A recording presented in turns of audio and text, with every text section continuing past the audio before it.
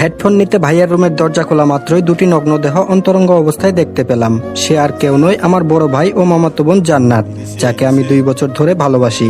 জান্নাতও আমাকে ভালোবাসে, কিন্তু কখনো এই অবস্থায় দেখবো স্বপ্নেও ভাবিনি। আমাকে দেখে এতক্ষণে ভাইয়া ও জান্নাত কাপড় পরা শুরু করে দিয়েছে। লজ্জায় কেউ কোনো কথা বলছে না, হয়তো আমি এখানে আসবো আশা করিনি।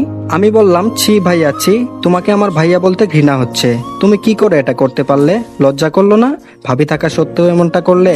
জান্নাত, তোমাকেও বা কি বলবো, ঘৃণা হচ্ছে নিজেকেই। জান্নাত বলল, আবির প্লিজ কাউকে কিছু বলো না প্লিজ, আমি তোমার পায়ে পড়ি।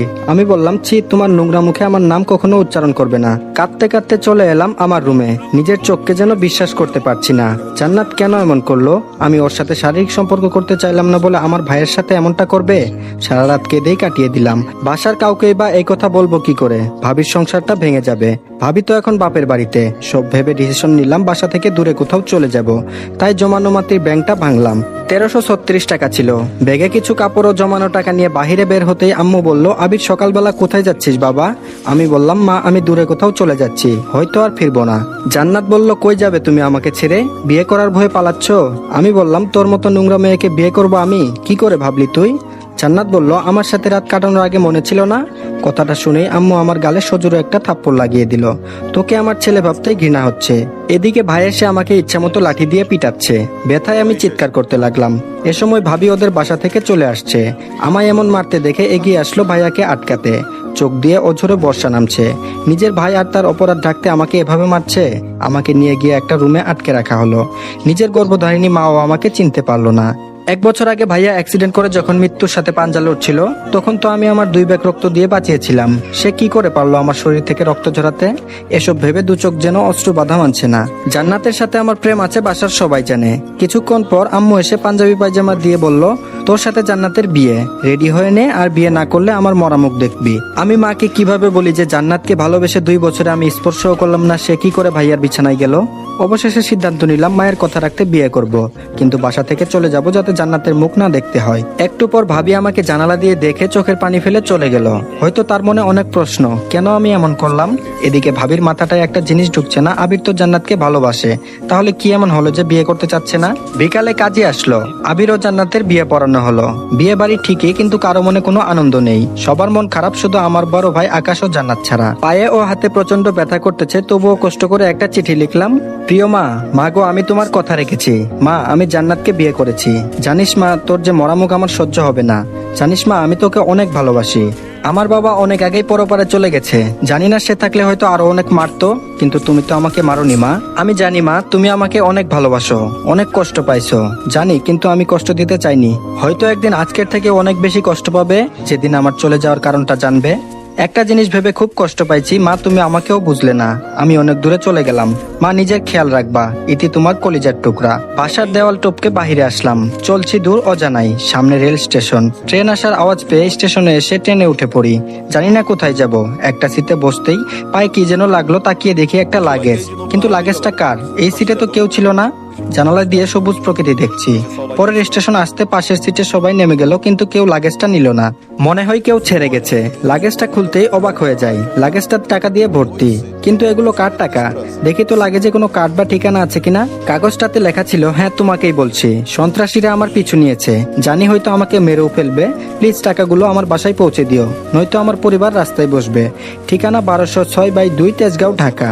এখন কি করব বুঝতেছি না। এতগুলো টাকাগুলো নিয়ে বাসায় চলে আসি। আম্মুর জন্য মনটা কাঁদছে। জানি না আমাকে না পেয়ে আম্মু এখন কি করছে। কাগজে লেখা ওই ঠিকানায় সিএনজি করে যাচ্ছি, আর মনে পড়ছে আম্মুকে। সামনে একটা কার ও পিকআপ মারাত্মক অ্যাক্সিডেন্ট হয়। রক্তাক্ত হয়ে গাড়িতে একজন লোক পড়ে আছে, কিন্তু কেউ এগিয়ে আসছে না। সিএনজিটিকে থামিয়ে দৌড়ে গাড়ির কাছে গিয়ে লোকটিকে বের করলাম। অনেক জায়গায় আঘাত পাইছে, মাথা ফেটে গেছে, পায়েও ক্ষতের সৃষ্টি হয়েছে। আমি সিএনজিওয়ালাকে বললাম, ভাইয়া একটু এদিকে আসেন, লোকটিকে হাসপাতালে নিতে হবে, বেশিক্ষণ এভাবে থাকলে লোকটি মারা যাবে।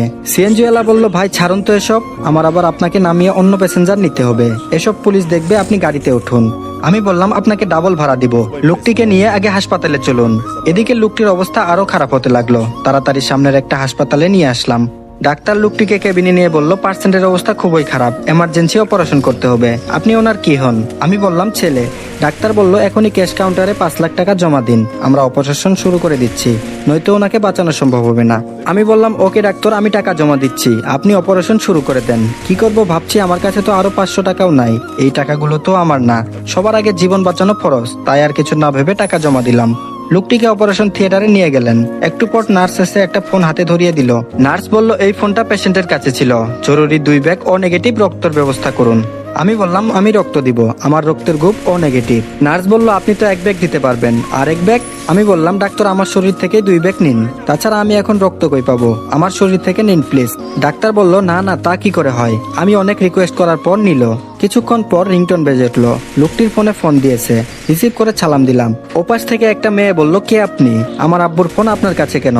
আমি বললাম আপনার বাবা অ্যাক্সিডেন্ট করেছেন, হাসপাতালে চলে আসেন। কিছুক্ষণ পর মেয়েটি ও তার মা চলে আসলো। মেয়েটি দেখতে অপসরের মতো। মেয়েটি বলল আপনি ফোন রিসিভ করেছিলেন তাই না? আমি বললাম হ্যাঁ। মেয়েটির মা বলল ওনাকে এই হসপিটালে কে এনেছে? আমি বললাম আমি। মেয়েটি বলল এই ফালতু মার্কা হসপিটালে ভর্তি করতে কে বলেছে আপনাকে? বলেই গালের মধ্যে কষে একটা থাপ্পড় লাগিয়ে দিল। এমন সময় নার্স বেরিয়ে আসে। নার্স বলল তাড়াতাড়ি এই মেডিসিনগুলো নিয়ে আসুন। আমি বললাম আন্টি এই নেন ফোন ও মেডিসিনগুলো তাড়াতাড়ি নিয়ে আসেন, আমি চলে যাই। মেয়েটি বলল ছোট লোকের বাচ্চা যা ভাগ, আম্মু কাগজটা আমাকে দাও, আমি নিয়ে আসছি। আইরে মানুষ, ওনার বাবাকে বাঁচাতে করতো কি করলাম, আর উনি আমার গায়ে হাত তুললো আর অপমান করলো। আমার কপালটাই হয়তো খারাপ, তাই এমন কষ্ট পাই। বাহিরে এসে কাগজের ঠিকানায় যাওয়ার জন্য সিএনজিতে উঠলাম। তেজগাঁও এসে সিএনজি থেকে নামলাম। একটা লোককে জিজ্ঞেস করলাম ভাইয়া এই ঠিকানাটা একটু দেখিয়ে দিবেন। লোকটি বলল সামনে গিয়ে ডানে যাবেন, আশেপাশে খুঁজে দেখবেন, পেয়ে যাবেন। অবশেষে বাসা খুঁজে পাইলাম, কিন্তু এটা কি বাসা নাকি রাজপ্রাসাদ? আমি দারোয়ানকে জিজ্ঞেস করলাম ভাই এটা কি 1206/2 নম্বর বাসা? দারোয়ান বলল হ্যাঁ, আপনি কে? আমি বললাম আমাকে চিনবেন না, এই বাসার লোকের সাথে কিছু কথা আছে, দেখা করতে চাই। দারোয়ান বলল ওকে দাঁড়ান, ম্যাডাম একটা লোক আসছে আপনার সাথে দেখা করতে চাই। ম্যাডাম বলল ওকে ভিতরে পাঠিয়ে দিন। আমি বললাম আসসালামু আলাইকুম, এই টাকাগুলো মনে হয় আপনার স্বামীর, এই চিরকুটটা পড়ুন। আমি পকেটে হাত দিয়ে দেখি চিরকুটটা নেই, পকেটেই তো ছিল, কোথায় হারিয়ে গেল? তারপর ম্যাডাম বলল কি হলো, বিড়বিড় করে কি বলছেন, কিসের টাকা, কই দেখি। আমি বললাম লাগেজের চেনটা খুলে দেখুন। ম্যাডাম বলল ইমির বাবা তো এই টাকা নিয়ে আসার কথা ছিল, উনি কই? আমি বললাম আমি জানি না, আমি তো টাকাটা ট্রেনে পাইছি। আন্টিটা বলল আমাকে কথা বলতে না দিয়ে তুমি আমার বাবাকে খুন করোনি তো? কই সব দারোয়ান? সবাই এসে আমাকে বেঁধে ফেললো ও মারধর করে মুখ পেঁচিয়ে রাখলো, কথা বলতে পারছি না। টাকাটা গোনার পর আন্টি বলল এখানে তো 95 লাখ, আর বাকি 5 লাখ কোথায়? একটা মেয়ে সিঁড়ি দিয়ে নামছে, একই মেয়েটিকে তো আমি ট্রেন থেকে নেমে স্টেশনে দেখি।